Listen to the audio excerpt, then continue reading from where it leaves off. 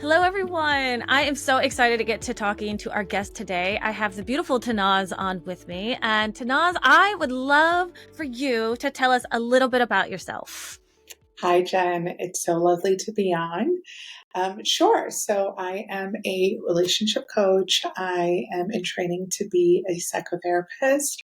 And my goal has always been to help couples build healthier relationships with themselves and then just help individuals help build healthier relationships um, with every area of their life, whether it's with themselves, their friends, their family members, their coworkers.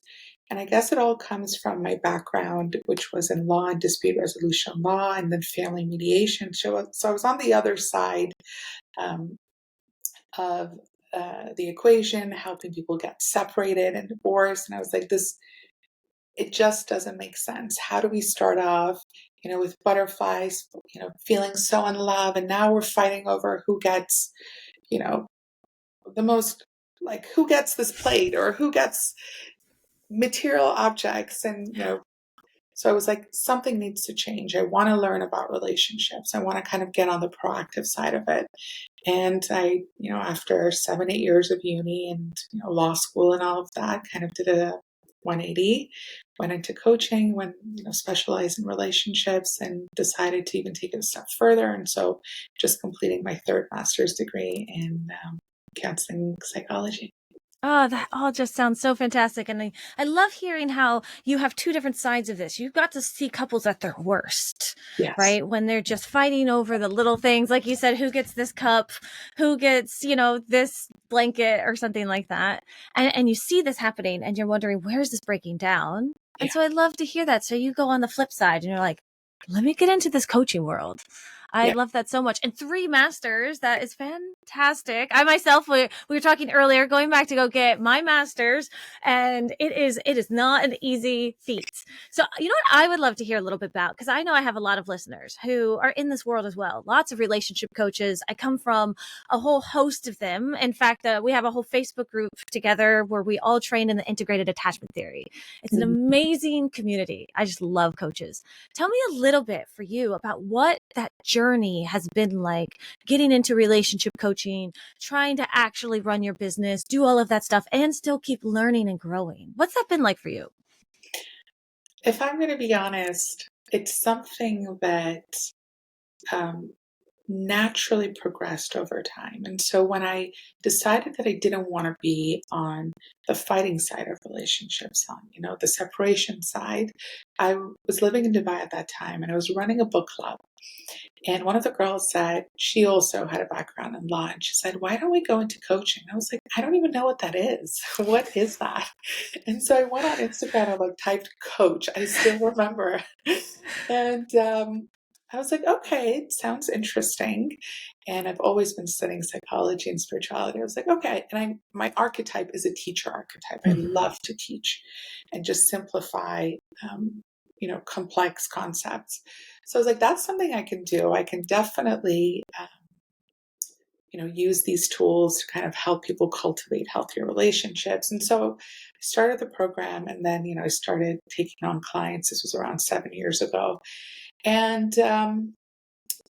because again, I love to study. And so I was just always studying, always teaching, always studying, always teaching. And the, the business just grew on its own. I know that sounds a little bit, um,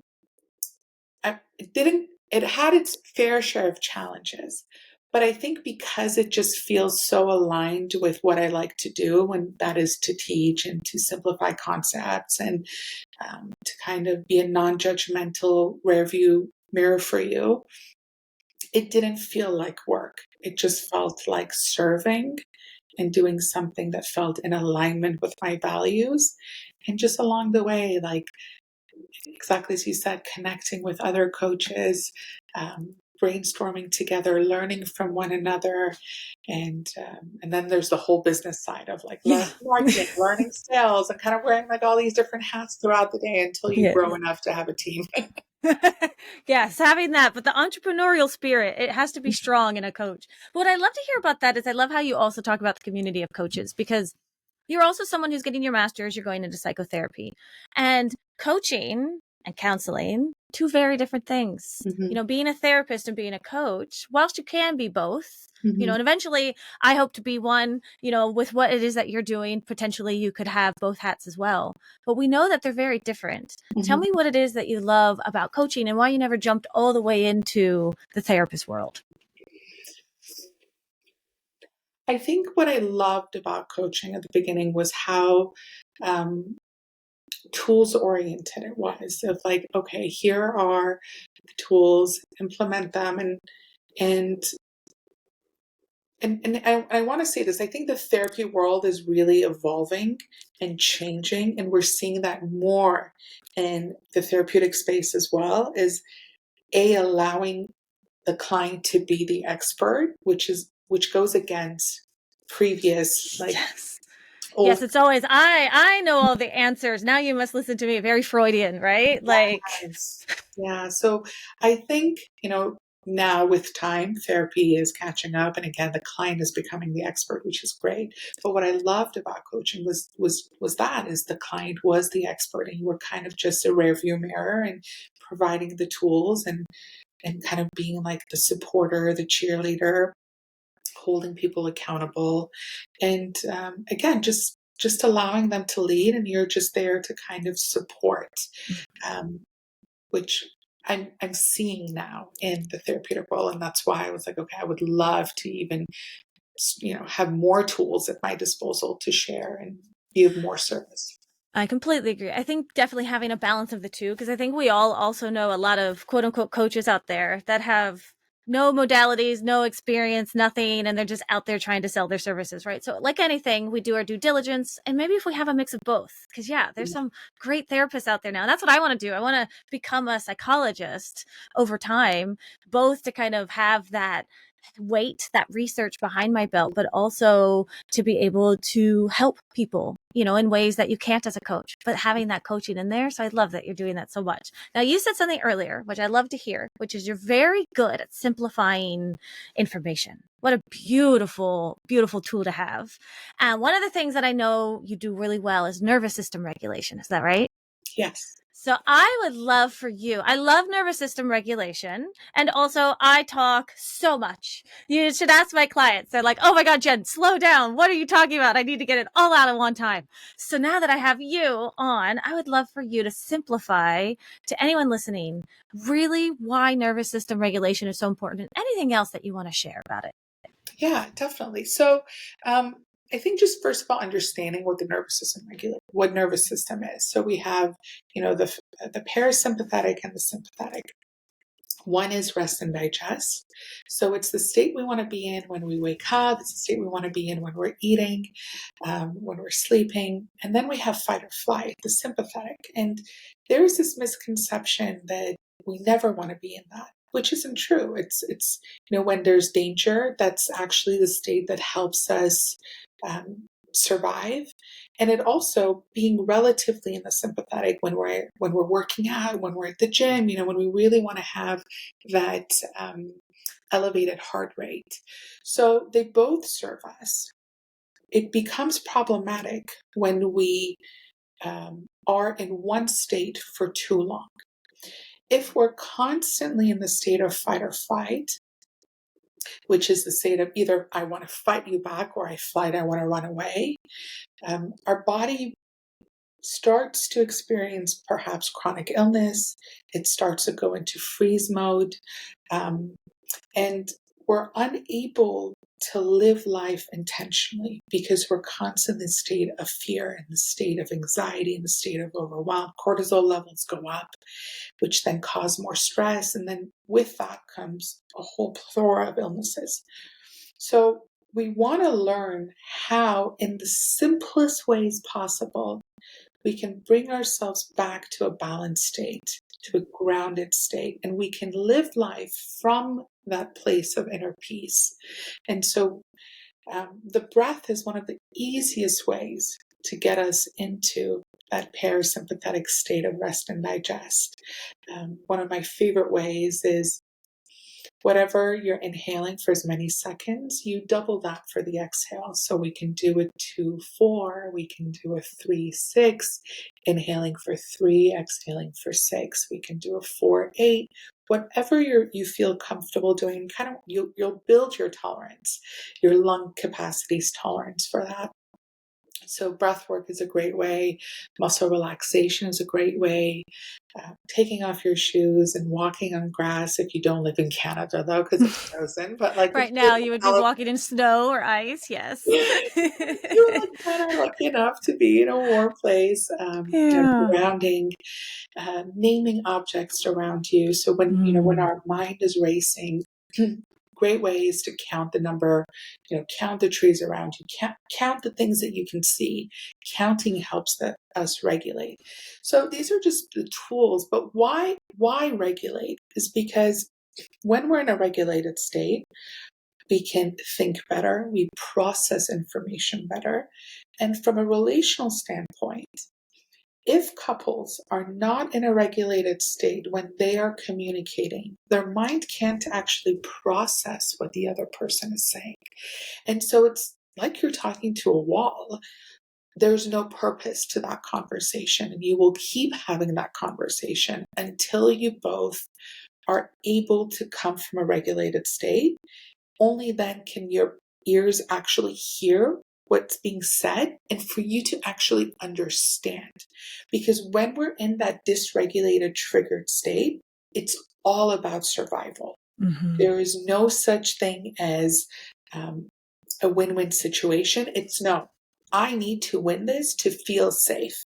And if I win and you lose, it creates a power imbalance in the relationship, and that just triggers other issues.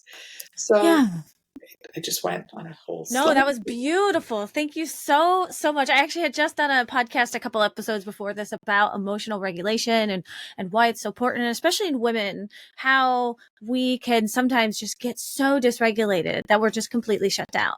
And we talk about the prefrontal cortex and why it all happens, but I love the way you visually explain things. And I think it's so important for people to get the same information from multiple sources because, repetition plus emotion, we want to get those neurons firing and wiring together with different voices, different ways of hearing things. So just listening to you, even I was like sitting there being like, oh yeah, it's such a good way to explain that. I love that so much. Because there's no win-win. So there is no, why won't he listen to me? Why isn't he being rational? And I try to explain this to my clients too. I'm like, girl, you're not being rational either right now. Do you see this? Do you see what's going on? It's not just them. And so what do you usually recommend for people after they get regulated? So how is it that they're going to sit there, they'll ground themselves, they'll either do a breathing technique, they'll look around. I love counting colors. It's one of my things. And so then after that, what do you typically recommend for couples? When they're coming back to the conversation. Mm-hmm. So from, research shows us that when we are physiologically flooded and when we start to feel dysregulated, it takes a minimum of 20 minutes for us to regulate. So if you're in that conversation, if you're in conflict and an argument and someone says something, the other gets, triggered, there's dysregulation, asking for a timeout and, going your separate ways. And I really want to mention this asking for a timeout, because if you just walk out of the room and you don't tell the person where you're going, especially if the other person has an anxious attachment style, which a lot of you talk a lot about, they're going to start to feel really anxious, and it's not fair. It's not how we want to treat our partner, with respect and with compassion. So kind of just saying time out. And, having, a hand signal or a word. I have couples that use the word apples, and they know when the word apple comes out, it means the conversation goes on a break. And you kind of go your separate ways, exactly as we talked about, breath work, taking a shower, splashing cold water, rubbing ice cubes on your wrist. I love that. And just when you're ready, when you're feeling calm and regulated, coming back to the conversation and saying, let's try this again, right? And if there was a rupture, taking accountability for that. I apologize for my words. And sometimes my clients will be like, but my intention wasn't to hurt him. Yes. Yeah. But impact matters. Intention is Exactly. 50% and impact is the other 50. So taking accountability for the impact of our words, and setting that intention to repair. I apologize. How can we move forward? I'd love to hear you out. I'd like to understand this better. Help me understand. And just giving that conversation another go, and in a realistic, I also want to set a realistic stage of sometimes with my own partner and we have this 10 times in one conversation. Thank you for bringing this up. The whole time I listened to you, I'm like, oh, I want to ask her about and help her normalize that it's okay to remove yourself from like the same conversation 10 times. So please tell me more. Yes, there have been conversations where I have had to go on a timeout multiple times because it's just such a triggering conversation. It's so sensitive. I don't, and when we're triggered, we kind of lose access to the part of our brain that knows how to express this better. And so, you know, we've been together. My partner and I have been together long enough for him to know that, he'll turn around and he'll say, I want to hear you out, but right now it seems like you can't express yourself the way you'd want to. Go for a walk. And I'd be like, I'll go for a walk. Don't tell me what to do. But at the same time, thank you. Tell me what to do. Yes, I kind of needed that. Yeah. And vice versa. And that's how we grow together as a couple of knowing when to. Can we stop down on something there? Because I think it's so important for my listeners to hear what a healthy, secure man sounds like and how he is allowed to help you through something and tell you, girl, go take a walk or something, right? I love you so much right now, but we are not listening to each other. Yeah. That is actually incredibly healthy, isn't it? So healthy. Mm-hmm. So healthy. Yeah. So refreshing to see. Because having a man be able to say, it is so refreshing. Until I met my now husband, I'd either had men that shut down, walk away, or they kind of in their own anxious state give me whatever it is that I want at that moment. But no, and that's what these, my clients and my listeners, they're listening and they've never actually heard a secure man be able to say something like, I want to listen to you so much, but I'm not feeling heard right now. And so I think either we both need to take a break or you need to go take a walk. Yeah. Yeah. And definitely. That kind of assertiveness, that right there in a relationship can be so beautiful. We can say that back to our partners as well. There's no problem. And probably when he said that, you got a little bit snippy, didn't you? Oh, yeah. Of course. He didn't say that thinking that's going to de-escalate the situation. But he saw long term, didn't he? Yeah. And so, and I'd love to hear that so much. So tell me what that was like for you and then how that brought the two of you back together. Yeah, definitely. I think also something that, allowed me to accept that is knowing, remember like when my partner and I were getting engaged, my parents pulled me aside and said, listen, respect is the one thing once broken, it's really hard to repair. Don't let it get to any place where, you cross the boundary of respect. Control yourself. And so throughout the years, of course, I'm overall a pretty calm person. But everyone gets triggered and they respond differently. But I knew that, okay, if something happens and you're at that point of breaking, continuously tell yourself, choose better, choose better.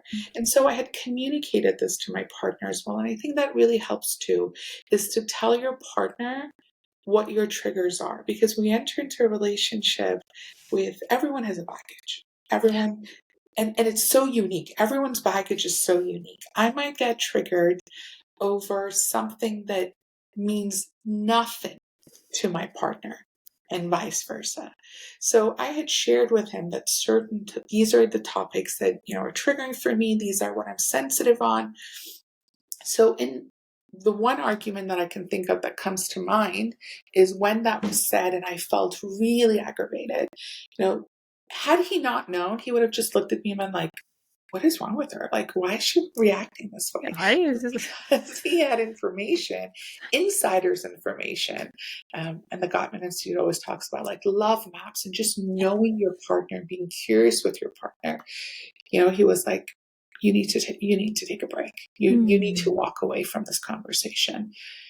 And when he said that, it triggered that same voice in my head, my parents' voice and myself of choose better, going for a walk and coming back and saying, you know, it took a while for me to come back. I'm not going to lie. It took a couple of hours. It's not. Good. Thank you for being so incredibly honest about that. I think it's so important for people to see, even us, like relationship coaches, listen to that, but listen to your self-awareness in it. Yes, it can take that long. It's not just 20 minutes. It can take out. It can take a day. Yeah. It's so real. Yeah. And you know when you're ready, because like I would come back and I'd be like, check your energy. No, I still want to like say something mean. So again, I have to like take a step back, and you kind of check yourself over and over again. And something someone said many years ago, and it really sat with me, and it was emotional maturity is acting on your values, not on your feelings. And I was like, okay, if you value respect, if you value compassion, cooperation, you are not going to act on those feelings of anger or whatever it is. Yeah. So yeah, I kind of had to check myself over and over and over again until I came back to the conversation and I said, you know, I'm ready to try it again.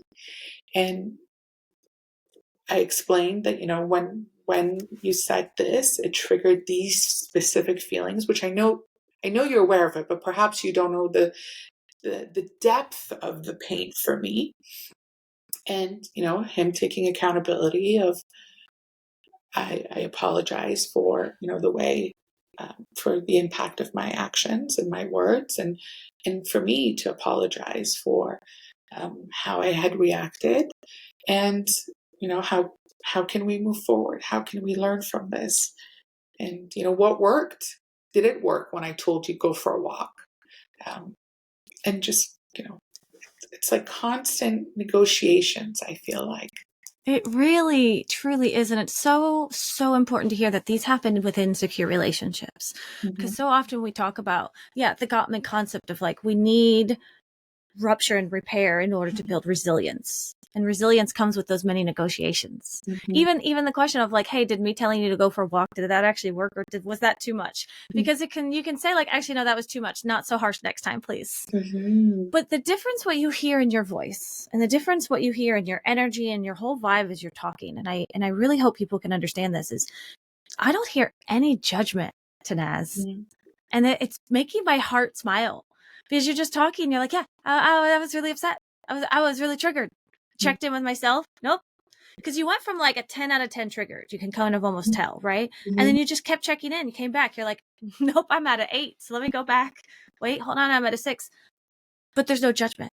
There's no shame. There's no guilt. There's no, I shouldn't be feeling this way. I should be over this by now. This is a problem, you know, or he's the problem, or I'm the problem, and this is never going to work, and he doesn't love me, and, you know, I'm a mistake. Like all of these beliefs, if we let them in during our big emotional feelings, they just hold us down even further. But look how you were just able to work through it, come up and out of it. And that right there is it's so beautiful. And how do you feel now with you being able to do all this nervous system regulation? It's in your own relationship. And how is it making you feel now to be able to share this with so many other people? Oh, wow. Honestly, I feel like I would use the word expansive, because healthy relationships weren't modeled to me growing up. And I had an extremely avoidant attachment style. I mean, I pursued dispute resolution law. So you can imagine what my internal feelings were, that, you know, that fighter in me, and like going into family mediation, even though it was mediation, but still that fighting energy. And so to be able to do a 180 and stop entertaining dynamics that made, that weren't aligned with I would say my values, my lifestyle, the vision I had for my future, and knowing enough to say I don't know, Mm. how to have a healthy relationship. I think that also takes a lot of courage to be like, because listen, we all love our parents, and our parents always are doing the best that they can with the level of consciousness that they had, with the resources that they had. And both realities can coexist. You can love your parents, you can love your guardians, and still know that they didn't model healthy relationships, and that's okay. And to get to that place, and like, I want to learn. I want to learn how to communicate. I want to feel that safety and that closeness, and getting to a place where you do finally feel it. It's like, it's so possible. So that itself makes you feel warm. And B, to be able to share that is like, I don't want people to think, because sometimes I love to go on Instagram and read comments and like on reels about relationships and be like, it doesn't exist. Like, good men don't exist. All men cheat. I'm like, that was me. That was me. Like, literally, like 7, 8 years ago. That's exactly how Gotcha. I thought. And so to be able to change that narrative for myself, and knowing that, okay, if I decide to have a family, when I decide to have a family, um, their narrative is going to be different. Mm. I It's love that so much. Oh, such a beautiful, beautiful place to wrap this up, Tannaz. Oh my goodness, it is to change the narrative, and that it is possible, and that, we can do this relationship thing, even though I never thought it was possible either. Like, I could tell if Tannaz and I can do it, I'm telling you out there, you could totally do this too. Now, tell us, Tannaz, where can people find you? Where can they learn more and get these big, massive topics simplified more? Yeah, definitely. So I'm on all platforms at Minutes on Growth. So Minutes and then ON Growth on Instagram, TikTok, Facebook, website. There's actually a free ebook that I have on my website on 11 tools for nervous system regulation. So you can just download it. These are super simple tools. I actually have videos of some of the tools on my Instagram just to kind of show you how it is. But really, if we can just get one message that I could leave is, if we can get proactive with these tools, so like we do them on a regular basis, we kind of expand that window of tolerance, so that when life's inevitable challenges show up, whether they're in our relationship or in our professional life, we are able to respond from a more grounded place and navigate it with a little bit more grace and ease. Oh, so beautiful. Thank you so much for coming on the show. I hope everyone goes and they check out everything, and everyone knows how important it is. I think that you need to get a coach out there. You need to get someone that's on your side, someone that resonates with who you are and what you need, and whatever that looks like. If that looks like myself, if that looks like Tannaz, if you're needing someone else, if you're needing someone with a different personality, or you're looking for a male relationship coach, whatever it is, you can reach out to me. I'll help you find someone. That's what is most important here, because all boats rise with the tide, right? If we all start healing our nervous system regulation, then honestly, we don't have to work so hard to work on ours, because hopefully someone else is also nervously regulated around us too. It's a win-win-win, everybody. It works out so well. Thank you so much again for coming on the show, Tannaz, and I hope to be able to speak with you later. Thank you, Jen. It's a pleasure.